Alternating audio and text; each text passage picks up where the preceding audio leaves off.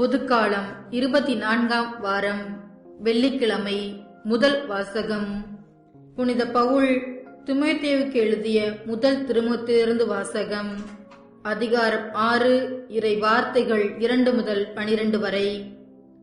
அன்பிற்குரியவரே, இவற்றை நீ கற்பித்து ஊக்குவி. மாற்றுக் கொள்கைகளை கற்பித்து நம் ஆண்டவர் இயேசு கிறிஸ்துவின் நலம் தரும் வார்த்தைகளுக்கும் இறை பற்றுக்குரிய போதனைக்கும் ஒத்துப்போகாதவர்கள், தற்பெருமை கொண்டவர்கள், ஒன்றும் தெரியாதவர்கள், விவாதங்களிலும் சொற்போர்களிலும் பைத்தியம் கொண்டவர்கள், பொறாமை, போட்டி மனப்பான்மை, பழிச்சொல், பொல்லாத ஊகங்கள், ஓயாத மோதல்கள் முதலியன இவற்றிலிருந்தே உண்டாகின்றன. உண்மையை இழந்தவர்களிடமும் சீரழிந்த மனத்தை கொண்டவரிடமும் இவை காணப்படுகின்றன. இறை பற்று பெரும் ஆதாயம் தருவதுதான், ஆனால் மன நிறை உள்ளவர்களுக்கே தரும். உலகத்திற்கு நாம் எதையும் கொண்டு வந்ததில்லை, உலகத்தை விட்டும் எதையும் கொண்டு போகவும் முடியாது. எனவே உணவும் உடையும் நமக்கு இருந்தால் அவற்றில் நாம் மனநிறைவு கொள்வோம். செல்வத்தை சேர்க்க விரும்புவர்கள் சோதனையாகிய கண்ணில் சிக்கிக் கொள்கிறார்கள். அறிவீனமான தீமை விளைவிக்கக்கூடிய பல்வேறு தீய நாட்டங்களில் வீழ்ந்து விடுகிறார்கள். இவை மனிதரை கேட்டிலும் அழிவிலும் ஆழ்த்துபவை. பொருள் ஆசையே எல்லா தீமைகளுக்கும் ஆணிவேர். அந்த ஆசையால் சிலர் விசுவாசத்தினின்று பிறழ்ந்து திரிந்து பல வேதனைகளை தாங்களாகவே தங்கள் மேல் வருவித்துக் கொள்கிறார்கள். கடவுளின் மனிதனாகிய நீ இவற்றிலிருந்து தப்பி ஓடு. நீதி, இறை பற்று, நம்பிக்கை, மன உறுதி, பணிவு ஆகியவற்றை நாடி தேடு. விசுவாச வாழ்வு என்னும் போராட்டத்தில் ஈடுபடு. நிலை வாழ்வை பற்றிக் கொள். அதற்காகவே அழைக்கப்பட்டிருக்கிறாய். அதனை முன்னிட்டே பல சாட்சிகள் முன்னிலையில் விசுவாசத்தை சிறப்பாக அறிக்கையிட்டாய். இது ஆண்டவர் வழங்கும் அருள்வாக்கு. இறைவா, உமக்கு நன்றி. நற்செய்தி வாசகம். புனித லூக்கா எழுதிய நற்செய்தியிலிருந்து வாசகம். அதிகாரம் 8, இறை வசனங்கள் 1 முதல் 3 வரை.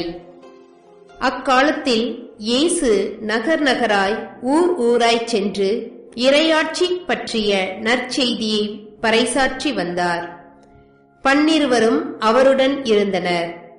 பொல்லாத ஆவிகளினின்றும் நோய்களினின்றும் குணமான பெண்கள் சிலரும், 7 பேய்கள் நீங்க பெற்ற மகதலா மரியாவும், ஏரோதுவின் மாளிகை மேற்பார்வையாளர் கூசாவின் மனைவி யோவன்னாவும், சூசன்னாவும், மேலும் பல பெண்களும் அவரோடு இருந்தார்கள். இவர்கள் தங்கள் உடைமைகளைக் கொண்டு அவருக்கு பணிவிடை செய்து வந்தார்கள். இது கிறிஸ்து வழங்கும் வாழ்வு தரும் நற்செய்தி. கிறிஸ்துவே, உமக்கு புகழ். சிந்திப்போம். கடவுள் மனிதரோடு பகிர்ந்து கொள்ள விரும்புகின்ற நற்செய்தி கடவுளிடமிருந்தே வருகிறது என்பதில் ஐயமில்லை.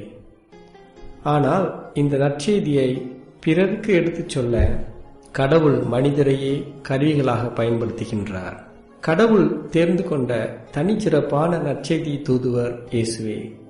இவர் பாலஸ்தீன நாட்டில் ஒரு நாடோடி போதகராக செயல்பட்டார்.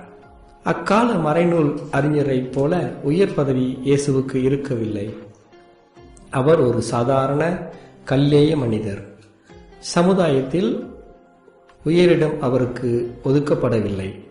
அதிகாரமும் ஆட்சி பொறுப்பும் அவருக்கு அளிக்கப்படவில்லை. அவருக்கு துணையாக சென்றவர்கள் தலை சிறந்த படிப்பாளிகள் அல்ல. மீன் பிடித்தல், வரி தண்டுதல் போன்ற தொழில்களே அவர்களது பிழைப்புக்கு வழியாயிருந்தன. மேலும் இயேசுவோடு சில பெண்களும் துணையாக சென்றார்கள். இவர்களில் சிலர் பேய்பிடியால் துன்புற்றவர்கள். அவர்கள் இயேசுவை அணுகிச் சென்று அவர் வழியாக நலம் பெற்றதால் கடவுளின் இரக்கத்தையும் அன்பையும் நேரடியாக அனுபவித்திருந்தார்கள்.